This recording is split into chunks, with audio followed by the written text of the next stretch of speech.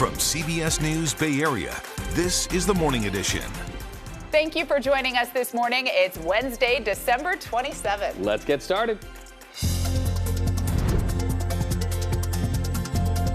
I want to not have to worry about a flaring every single week. Health inspectors hearing your concerns about a Martinez refinery. What did a surprise visit reveal? I get to do what I love for a passion, but I'm also helping people. You know what I'm saying? Learning the power of serving others, the lessons learned about second chances. It's like back in the old days. It's nice. Union Square and a Bay Area bounce back. Your community station seeing and celebrating a group of retired officers reclaiming a neighborhood. For me, I'm sad because I lost my days. I'm happy working with Pizza Hut because easy and happy. The new year will deliver a blank slate for a group of pizza delivery drivers. The work to find work beginning again. And we want to hear from you to take down or leave up holiday decor. Sound off on social, vote in our poll, and let us know when you haul off the holiday. It's the great debate of this morning at 6:01 in the morning. Thank you so much for tuning in. I'm Reed Cowan. And I'm Nicole Zalumis. Gianna is off this morning, so we have the gift that keeps on giving, and that's giving you guys the latest on traffic. But I do want to know, so every single one of your Christmas holiday decor is packed up, put away, you're done. In the box. We're moving on to New Year's. What do you do anything for New Year's? We write our goals. We put them in the day planner so that in 3 weeks we can say we dropped every one of them. But no twinkling lights? No, it's done. Wow. Okay, done. so hit us up on social. We want to know because I still have Santa sticking around on my doorstep. I would be right now. shaming you. I'd be driving through a neighborhood going, it's over. I know. Well, it is the calm before the storm right now in the Bay Area. And as we bring in Jessica Birch, you're about to be very busy in a couple hours here, Jessica, because we see this live, beautiful picture of San Francisco that's clear with so much promise and hope that it's going to stay that way. And now you can deliver the bad news to all of our Bay Area viewers that it is not.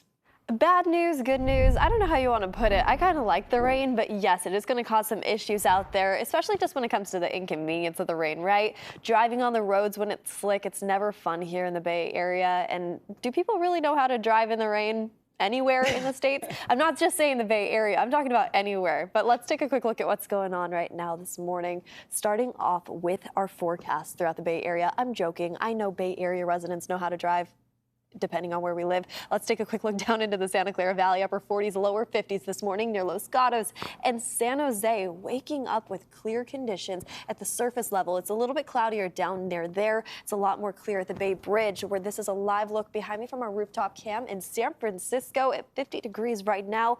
Within the next couple hours, we're going to start seeing a completely different system move its way in. We're already tracking it on that first alert Doppler this morning. It's up near Eureka right now, giving them plenty of rain near Crescent City. Slowly, it's moving its way closer to Ukiah, and this storm cell will continue to sweep its way down into our local communities within the next couple hours, starting up around the North Bay. Clear Lake down into Santa Rosa around 8 a.m. That storm moves its way in from offshore. We continue to see showers sweep throughout the Bay Area as we head into that lunchtime hour and into the evening hours tonight. Notice how it kind of breaks apart. We're still left with unsettled weather into the overnight hours tonight. We dry up in the forecast for us for Thursday as we gear up for more rain heading into Friday. Yes, it's a very active week for us here in the Bay Area. 2 rain systems moving their way in, giving us about 1 inch of rain on average as we wrap up this week. Another thing, too, a wind advisory is in effect into this evening. I'm going to have more on that in a bit. But for now, over to you, Reed. All right, let's check in on traffic right now, getting you rolling on this Wednesday morning. We want to start off for our friends over at the Altamont Pass. Traffic is not looking too bad compared to what we typically see on a Wednesday, where this area is usually filled in the red, though it is picking up quite a bit. Luckily for now, just for now, a 27-minute drive from 205 to 680 going from Tracy into the city. Back in the North Bay on this Richmond-San Rafael Bridge, conditions are clear there, but there are no delays going both west and southbound 580 through the toll plaza this morning, and there it is. Looks like pretty smooth sailing, great speeds, headed into San Rafael and Richmond. As millions of people are traveling for the winter holidays, health officials warn COVID and the flu are also on the move. The CDC is monitoring the spike in respiratory illnesses. 25 states, including California, are now reporting high levels of these types of illnesses. Meanwhile, a new fast-spreading COVID variant named JN1 now makes up 44% of all cases nationwide, more than doubling its share from the week before. This month, the CDC said less than 20% of adults have received the new COVID-19 vaccine and less than 10% of children. After Egypt put a fourth ceasefire proposal to end the war in Gaza, Israel's military chief spoke out, saying he predicts fighting will continue on for months. This comes as Israeli airstrikes have started moving to central Gaza. Yesterday, Secretary of State Antony Blinken met with Israeli officials in Washington about the conflict and freeing the remaining hostages held by Hamas. We're learning today actor Lee Sun-kyun has died. He was best known for his role in the Oscar-winning movie Parasite. Police say he was found unconscious in a car in South Korea's capital, Seoul. Police began searching for Lee earlier in the day after his family reported he left home, leaving behind what appeared to be a suicide note. He was 48 years old. Well, good morning to those of you waking up in the community of Los Altos. So many of you saw the Christmas Day fire that caused this, a roof to collapse on a major building. In fact, this building you see here, rubble and a total loss. We know so many of you had memories tied to this gathering place. In fact, our Leslie Gooden spoke to a dancer who remembers how a dance studio in the building set the stage for her future. Good morning, Leslie. Good morning, Reed. Yes, it's a very sad day. The dance studio is called Bay Area Dance School, and they offer tap, jazz, ballet, lyrical, and they train thousands of dancers here. And I was able to speak to one alum who says that this place taught her more than just dance, but also life lessons.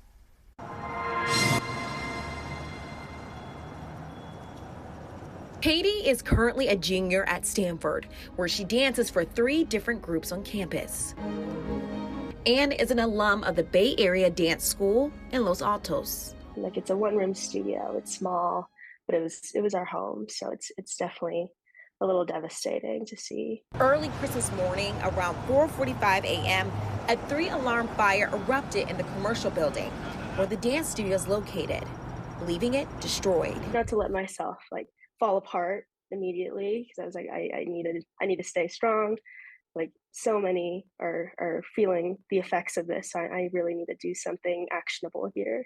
Katie says she wanted to give something back to the place that nurtured and poured into her love for dance. So she's raising funds for her dance studio. Our goal was 100,000, given that the bars and the Marley, the sprung floor, that's like professional grade sprung floor for professional dance. The mirrors, those are all expenses that are enormous, and I think it's important for the dancers. The multi-genre trained dancer says she hopes the community can continue to support the long-standing studio. It's a tragedy, but at the same time, I think this is also this fire has reminded us that we're resilient, and that the studio is really such an important fixture in so many of the students' lives, and not just the students, the alumni. And Katie says that she and alum are continuing to come together to support the current dancers here, and they're also still trying to figure out a temporary place for them to dance. And this fire is still under investigation, Reed. Leslie Gooden joining us live this morning. Thank you, Leslie. 6:08 is your time. So this fire sets the stage for what's going to be a tough new year and a year of rebound for business owners there who lost everything. In fact, we spoke to Raul Tamayo. He's the owner of a judo club. But listen to how Raul confronts loss in his life. I'm not giving up, no. I'm going to continue to teach. It's my passion. It brings people together. So, and I really believe in the judo community. Our neighbor Raul Tamayo back at work this morning, bouncing back. He is hitting the ground running, looking for a new space to keep his classes available for all of the families who benefit from his club.